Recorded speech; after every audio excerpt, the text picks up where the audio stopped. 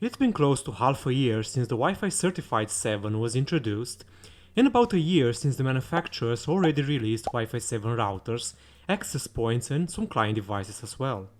And while buying new computers and phones is the wet dream of all tech manufacturing CEOs, most people will want to upgrade their existing hardware and make it compatible with Wi-Fi 7 access points and routers.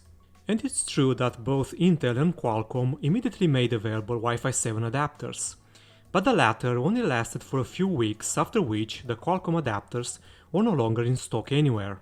They were still available only for the manufacturers, but not for the general public.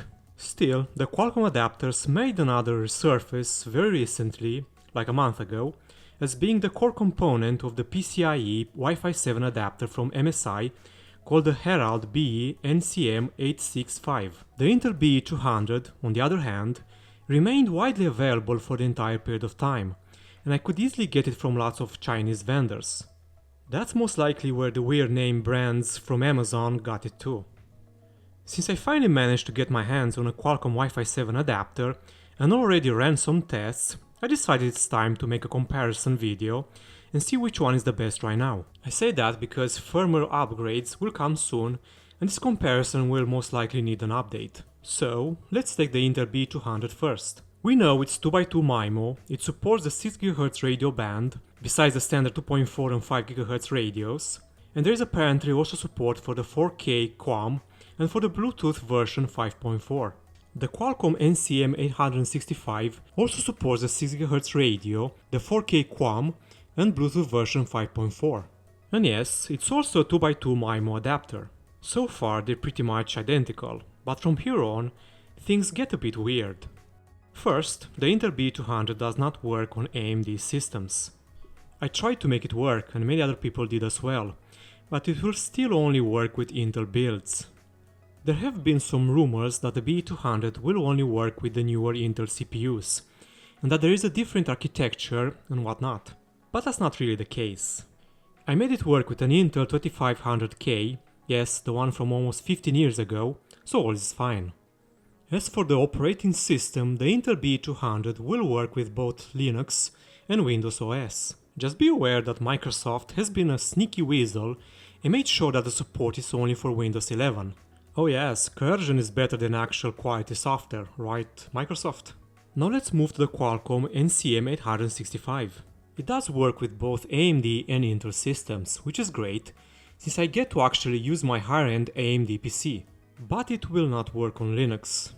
I know that some people swear that the Qualcomm adapters do work on Linux, and perhaps it's something to do with the specific chipset made for MSI, but I tried every guide out there and made every change I could think of, but the available drivers would refuse to function with this adapter. So it's only Windows 11 OS.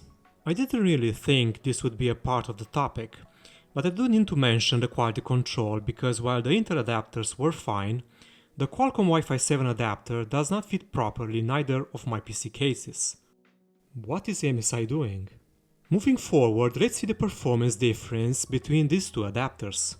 And I am going to use the EnGenius ECW536 access point for the test, just so I can update the results in the dedicated review. The signal attenuation is not that much different between the two adapters in the usual places I test the access points. But there is a difference in the throughput, although not really a major one. We can see that the Qualcomm client managed to get an extra 100 megabits per second up to the 30 feet point. But after that, the Intel performed a bit better upstream, while downstream, the NCM865 had a better throughput. We're still not dealing with crazy numbers, and yes, I made sure that the connection between the server, the PoE switch and the access point was at 10 gigabits per second, so no bottlenecks there. Now let's talk about the multi-link operation. I chose the EnGenius ECW536 because it's one of the few Wi-Fi 7 adapters on the market that supports this feature, and from what I could gather, the BE200 does support it. The Herald BE NCM865 says it out loud on the MSI official page that there is support for multi-link operation, so why haven't I been able to make it work? Yes, I have enabled this feature on all SSIDs from the EnGenius cloud, but I saw no difference in performance, so I did some online digging. Turns out, it's a software problem. And no, not from the access point or the Wi-Fi adapter side. It's the operating system of the client devices. The Windows 11 doesn't support it yet, and there are rumors that it may become available on the update 24H2, which apparently will roll out in a matter of days. On Linux, I haven't yet found a driver that would enable this function, so again, more waiting is required. That's about all the info I got right now. I hope this video helped a bit into understanding the current state of the available Wi-Fi 7 adapters. Thank you for watching, and see you next time.